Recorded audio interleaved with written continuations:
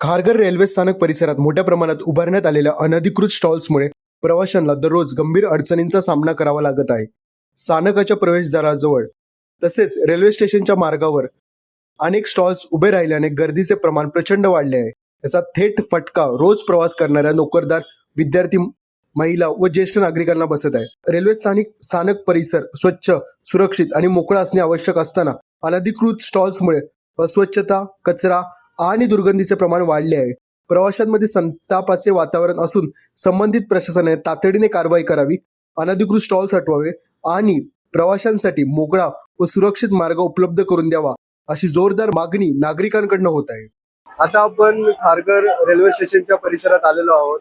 आपण बघू शकता इथे अनेक स्टॉल्स लागलेले आहेत. या स्टॉल्समुळे गर्दी वाढत आहे. तर अनेक प्रवाशांना जे डेली रेल्वेने प्रवास करतात त्यांना नाहक याच्यामुळे खूप त्रास सहन करावा लागत आहे.